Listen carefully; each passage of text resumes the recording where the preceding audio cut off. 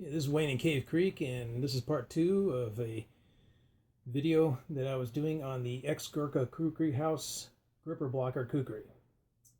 The first video was about 10 months ago, so this is a little slow in coming, but better late than never. So anyway, what I was going to do is I was going to modify it, which I did. As you can see, I took off part of the fishtail, which I find bites into my hand when I'm trying to use it, and it's really annoying. I left this part on, of course, to give it a better grip so it won't slide on my hand. Any of the gaps I filled in with epoxy and sanded down really well. I reduced the handle size itself to fit in my hand better. And as you can see, like in the other video, it's a full tank construction, which is kind of nice. The finger choils. I ground a couple of them off and found that it still didn't work too well. It just bit into my hand something fierce. So I ground off the third one and left one. Still didn't like it. So I went ahead and ground them all off. So much for the gripper part. For my hand, it just didn't work, and I couldn't get it to grind down to where it would work. It just hurt. So basically, I went ahead and sanded it down on my bench grinder, the whole thing, and put 2 coats of boiled linseed oil on the handle. I also took a buffing wheel to the blade itself, which made it go in and come out of the original sheath much better. It didn't grip so badly, and of course, being in Arizona, the wood in the original sheath dried out anyway, so it actually started to work, but I don't like them anyway. So what I ended up doing is I made myself a Kydex sheath for it. And even though it does look big, the thing is, this is a big knife. So there's a lot of videos on how to make these online. I'm not going to bore you with the details here. Suffice to say that I got the parts from a company called knifekits.com. I'm not paid to endorse them, but I get my bits and pieces from them. And they are very easy to deal with.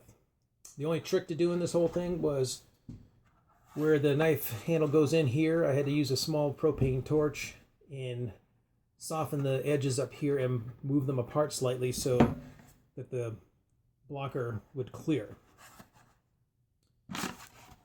It fits in nice and secure. It's not coming out. I haven't had it on an expedition yet. I will the next time I go out. Last expedition, I took my 92 cold steel special forces shovel with me for my second time, and it was useful, but frankly, when I needed to process firewood, it was lacking, shall we say. So anyway, the thing weighs about a couple pounds.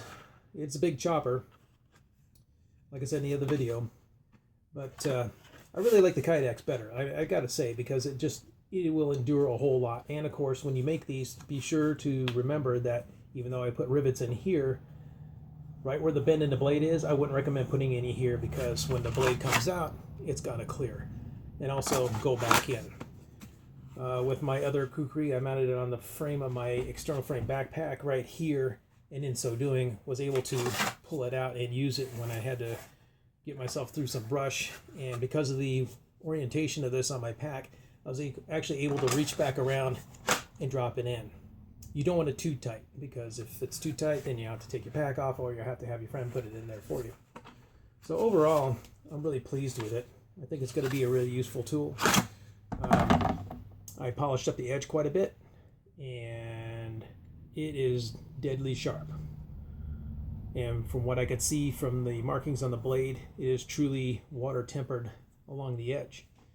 So this being the 4th Kukri I've had, this is the first from the ex-Gurkha Kukri house. Actually, I like it.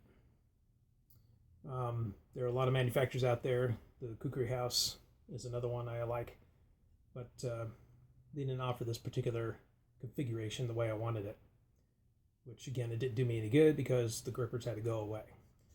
So anyway, if you're thinking about getting one, you can pick one up at a good price. It's not a bad idea. I kind of like the blocker portion because of the thorny wood that we have around here. We don't want to get a handful of that, even if you're wearing gloves. So anyway, any questions, you can get a hold of me at KF7RCM at yahoo.com. That's Kilo Foxtrot 7 Romeo Charlie Mike at yahoo.com. And thanks for watching.